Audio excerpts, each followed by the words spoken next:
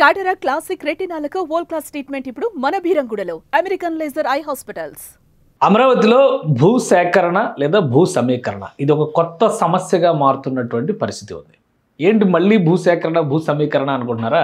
రెండో దశ ల్యాండ్ పూలింగ్కి సంబంధించినటువంటి వ్యవహారం కాదు. మొదటి ల్యాండ్ పూలింగ్లోనే జరిగినటువంటి కొన్ని తప్పిదాల ఫలితంగా అమరావతిలో కొన్ని భూములు ఇప్పటికీ కూడా సిఆర్డీఏ పరిధిలోకి సిఆర్డీఏ నియంత్రణలోకి రాలేదు. దీనికి కారణంగా రైతులు చెబుతున్నటువంటి మాట ఏపీ సిఆర్డీఏ అనుసరిస్తున్నటువంటి ద్వంద్వ వైఖరి, కొన్ని చోట్ల కొందరికి అనుకూలంగా కొన్ని చోట్ల మరికొందరికి అనుకూలంగా వ్యవహరించడానికి నిరసనగా దాదాపు 1800 ఎకరాల భూములు ఇప్పటికీ కూడా భూ సమీకరణకి ఇవ్వకుండా పెండింగ్లోనే ఉన్నాయి. మనం అమరావతిలో పర్యటిస్తున్నప్పుడు అక్కడక్కడ సాగు చేస్తున్నటువంటి భూములు కూడా కనిపిస్తాయి. అవన్నీ కూడా మినహాయింపులు లేదా భూ సమీకరణకి ఇవ్వకుండా ఉన్నటువంటి భూములు. ఇక్కడ ఒక లాజిక్ అర్థం చేసుకోవాలి. భూ సేకరణ అయితే ఒక ప్రాజెక్ట్ అనౌన్స్ చేసిన తర్వాత ఆ ప్రాంతంలో ఉన్నటువంటి భూములన్నింటినీ ప్రభుత్వమే భూసేకరణ చట్టం ప్రకారం చెల్లింపులు చేసి స్వాధీనపరుచుకుంటుంది. కానీ అమరావతిలో అనుసరించినటువంటి విధానం ఏంటంటే భూ సమీకరణ, రైతులకి స్వచ్ఛందంగా వచ్చి భూములు అప్పగించే విధంగా ఒక ప్యాకేజీని డిసైడ్ చేశారు. ఆ ప్రాంతాలకి ఉన్నటువంటి విలువ,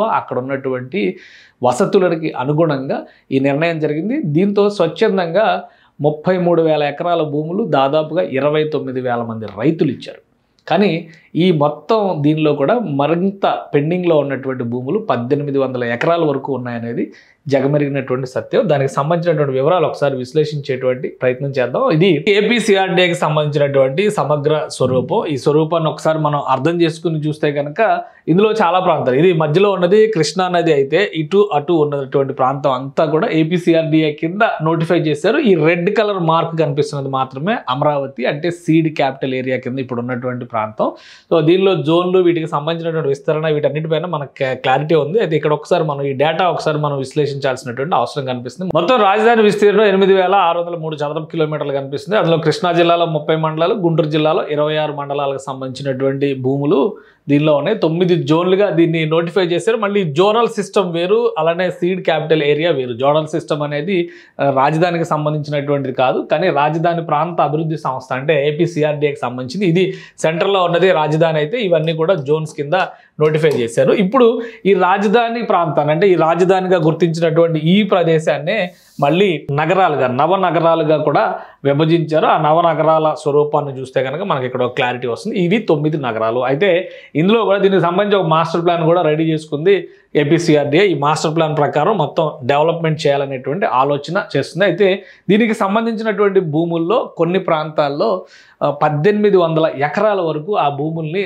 రైతులు మొత్తం సేకరించినటువంటి భూమి అంతా లెక్క చేసి చూస్తే కూడా నగరాల వారీగా ఇస్తే పర్యాటక నగరానికి 11,000 ఎకరాలు, 11,500 ఎకరాలు, అలానే విజ్ఞాన నగరానికి 8,500 ఎకరాలు, ఇదే తరహాలో అన్నిటికీ కూడా డీనోటిఫై చేసి మొత్తం కూడా క్లాసిఫై చేసి ఇచ్చేశారు. అందులో 1800 ఎకరాల భూములు ఇప్పటికి కూడా రైతుల స్వాధీనంలోనే ఉన్నాయి. అంటే గత ప్రభుత్వం 5 ఏళ్ల పాటు ఎలాంటి చర్యలు తీసుకోలేదు కాబట్టి ఒక నిర్ణయం తీసుకుంది. ఈ రాజధాని నిర్మాణం పైన ఎలాంటి నిర్ణయం లేదు కాబట్టి భూముల విషయంలో ఒక నిర్ణయం తీసుకుంది. జరీబు భూములు అని చెప్పని అంటారు. జరీబు భూములు అంటే 3 పంటలు పండేటువంటి భూములు కూడా కొన్ని ఉన్నాయి. ఆ మూడు పంటలు పండేటువంటి భూములు రాజధాని నుంచి డీక్లాసిఫై చేస్తూ నిర్ణయం తీసుకుంది గత ప్రభుత్వం. దీనిపైన కూడా రైతుల నుంచి తీవ్రమైనటువంటి వ్యతిరేకత వచ్చింది. సో డీక్లాసిఫై భూములకి సంబంధించినటువంటి అంశం పైన ఇప్పుడున్నటువంటి కూటమి ప్రభుత్వం దాదాపు 1.5 ఏడాదిన్నర సమయం అవుతుంది, ఇంతవరకు ఏ నిర్ణయం తీసుకోలేదు. గత ప్రభుత్వం ఏ నిర్ణయం తీసుకుందో ఆ నిర్ణయమే ప్రస్తుతానికి అమల్లో ఉన్నట్టుగా భావించాలి. దీని వలన రాజధాని ప్రాంతంలో రైతులకి భూముల విషయంలో నష్టం జరుగుతుందనేటువంటి అభిప్రాయంతో ఉన్నారు. కాబట్టి కొంతమంది 3 పంటలు పండే భూములు ఇవ్వనటువంటి రైతులు దీనిపైన ఆగ్రహం వ్యక్తం చేస్తున్నటువంటి పరిస్థితి ఉంది. ఇంకోటి, గ్రామ కంఠాల దగ్గర తీసుకునేటువంటి భూముల విషయంలో ఒక్కొక్క చోట ఒక్కొక్క విధానాన్ని అమలు చేస్తుంది ఏపీ సిఆర్డీఏ అనేది ప్రధానమైనటువంటి అభియోగం. ఆ గ్రామ కంఠాల దగ్గర ఉన్నటువంటి భూములకి సంబంధించి కొన్ని చోట్ల ఎకరం వరకు 8 ఎకరాల వరకు మినహాయింపులు ఇస్తున్నారు. కొన్ని చోట్ల సెంట్లు 10 సెంట్లు మాత్రమే మినహాయింపులు ఇస్తున్నటువంటి పరిస్థితి. గ్రామాల వారీగా కూడా ఆ లెక్క ఉంది, కానీ అంత డీటెయిల్గా మనం విశ్లేషించాల్సిన అవసరం లేదు. కానీ ఈ 2 సమస్యలు, జరీబు భూములకు సంబంధించినటువంటి అంశం, మరోవైపు ఈ గ్రామ కంఠాల దగ్గర నిర్ణయం తీసుకోవాల్సిన విషయంలో ఏపీ సిఆర్డీ వ్యవహరిస్తున్నటువంటి విధానం, ఈ 2 కూడా వివాదాస్పదం అవుతున్నాయి. వీటి వల్లనే రైతులు కొన్ని ప్రాంతాల్లో భూముల్ని అప్పగించకుండా ఇప్పటికీ సాగు చేయడం కానీ వాళ్ళ నియంత్రణలో ఉంచుకోవడం కానీ జరుగుతుంది. అలా ఉన్నటువంటి భూములు 1800 ఎకరాలుగా తేలినాయి.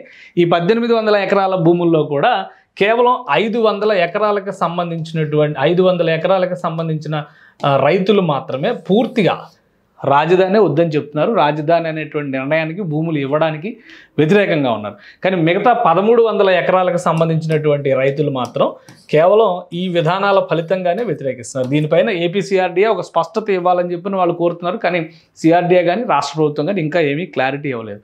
సో ఈ సమస్యని పరిష్కరిస్తే కనుక భూ సేకరణ దాకా పోకుండా 1300 ఎకరాలను భూ సమీకరణ ద్వారానే మళ్ళీ రైతులు అప్పగించడానికి రెడీగా ఉన్నారు. కేవలం 500 ఎకరాలకు చెందినటువంటి రైతులు మాత్రమే వ్యతిరేకిస్తున్నారు. వివిధ కారణాలతో రాజకీయ అంశాలు కూడా ఇందులో ఉండొచ్చు. వాటి ఫలితంగానే కొన్ని ప్రెస్టీజియస్ ప్రాజెక్ట్స్ అంటే ఈ సీడ్ యాక్సెస్ రోడ్డు లాంటి వాటి నిర్మాణాలు జాప్యం జరగడానికి, ఆ మార్గంలో వస్తున్నటువంటి భూముల్ని వేరే అంటే భూ సమీకరణకి లేదా రాజధానికి వ్యతిరేకంగా ఉన్నటువంటి వాళ్ళు భూ యజమానులుగా ఉండడం వల్ల ఆగిపోయింది. సో ఈ సమస్యను పరిష్కరించడం పైన ఇప్పుడు ఆంధ్రప్రదేశ్ ప్రభుత్వం దృష్టి పెట్టాల్సినటువంటి అవసరం ఉంది.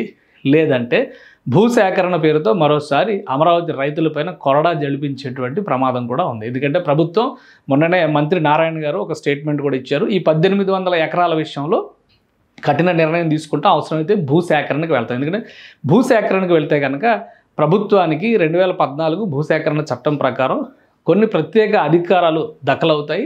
దాని ఫలితంగా రైతులకు దక్కేటువంటి ప్రయోజనాలు తగ్గేటువంటి అవకాశం ఉంటుంది. భూసేకరణ చట్టం కంటే కూడా మరిన్ని ప్రయోజనాలు కల్పిస్తూనే భూ సమీకరణ చేశారు.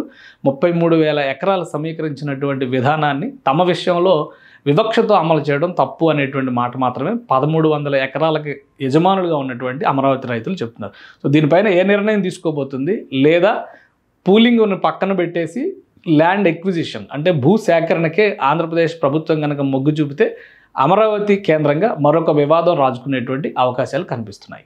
సుమన్ టీవీలో మీ పర్సనల్ అండ్ బిజినెస్ ప్రమోషన్స్ కోసం కింది నెంబర్కి కాంటాక్ట్ చేయండి.